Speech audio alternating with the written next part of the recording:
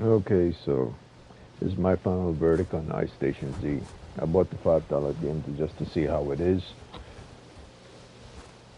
It's okay for $5, but it's not really worth it as an overall game. There's a reason why it's $5, and the main reason has to do with two factors. Even though the game is fun and somewhat addicting, um,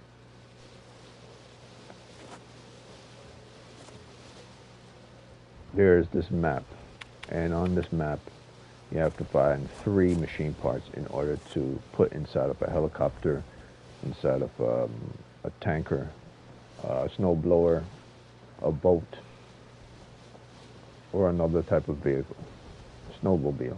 Um, two or three, well, three for the helicopter. And you need fuel. You will always need fuel for helicopters, so you can refuel. Once it's repaired, you can refuel it at your leisure at any time. However, as you can see here, due to the game's bug, everything you probably done in order to acquire said helicopter would be undone. And if you try to restart the game, save and quit,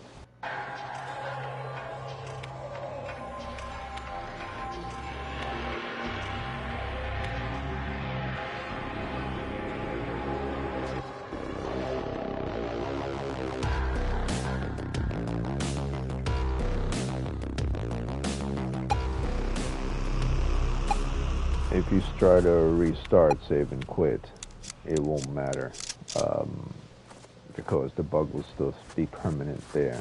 It won't remove the helicopter from where it is.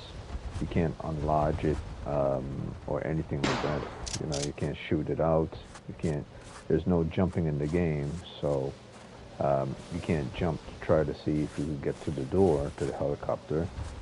So the time you spend to look on the entire map for these three parts, run around the entire map, and first, here's the first thing you have to find is metal detector.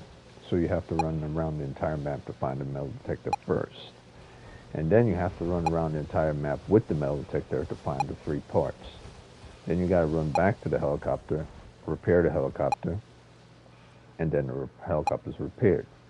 And then you have to run around again to look for the fuel parts to then put inside the helicopter. So that's one run around for um, the metal detector. And then there's three runarounds for each individual three parts. And then there's another runaround for the fuel itself. So that's five runarounds just to find an item, just to find the five items, five items.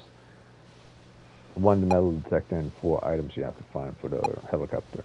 So it's five items in total in order to just use the helicopter. Of course, you could ignore the metal detector, but it will take you forever. The metal detector is priority in this game in order to use any boat, anything you want to repair so you could get to the island. Now, the island is that little dot in the upper right corner there, and that little dot in the upper right corner is our oil rig that's in the middle of the ocean, and you can only get there by a boat or a helicopter. So you first have to find the metal detector, which is beeping. And after you find the metal detector, you then have to find four additional things, three parts, and then one fuel. Put the fuel inside of the helicopter, and then you're off. And then the fuel, the whole fuel section of the game is like also like a little mini game. You have to press the button in order to see how much fuel you're gonna put inside of the helicopter, which is dumb. You just fuel up the helicopter, and that's it.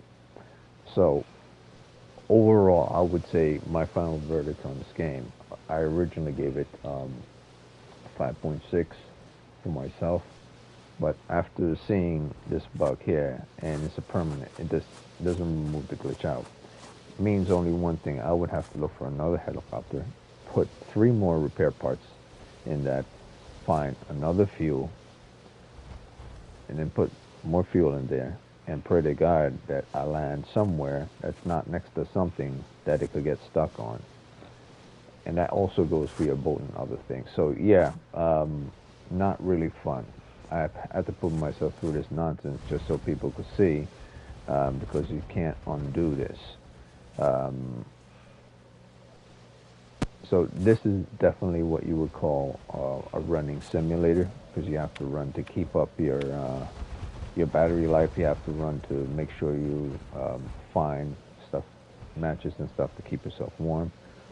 So you have to do a lot of running just to find everything in here. It's not like you have uh, they give you something in order to track over an entire map. You have to find things, and if you happen to die by an enemy, you lose all those things again. So it really is, this game really is a chore more than anything, and I could see the reason why it remains at $5. So my final verdict for this game is the same verdict I gave it to um, as before. It's a 5.6. This is not a game that would ever exceed into the sixth category. Metacritic has it wrong, and a lot of people also have it wrong. Those people who are speaking that good things about the game are those who are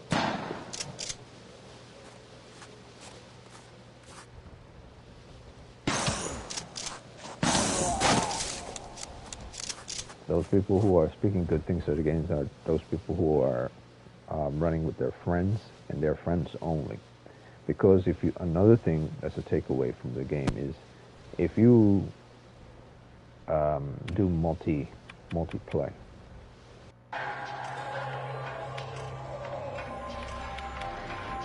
if you decide to do multiplayer and hop on multiplayer, there's not a lot of people multiplaying. But when you do decide to hop on multiplayer and join someone, let's say you do decide to join someone,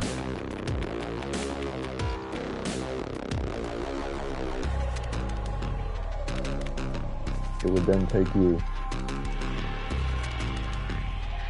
into their gameplay.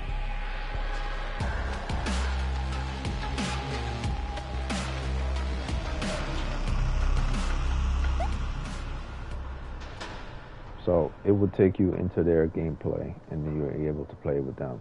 Well, one of the issues with regards to that is a lot of these people are are toxic, and since this game does have friendly fire, and you can shoot someone, and you can die, and then everything that you've acquired get lost. So the whole point of the game for collecting stuff and getting killed by zombies is one thing, but you also get killed by players and then you lose all your progress. So what's the point of the progress if someone shoots you and then you die and you have to start all over again, running all over the goddamn map trying to find things? So that was kind of poor thing on the developers section. Not only the fact that they didn't understand that for a low budget game like this, you shouldn't be doing like friendly fire. Like that would even piss off your audience even more and force them not to play, because you already don't have a lot of people playing. So adding friendly fire just increase the reason for them to not want to play. So with that said,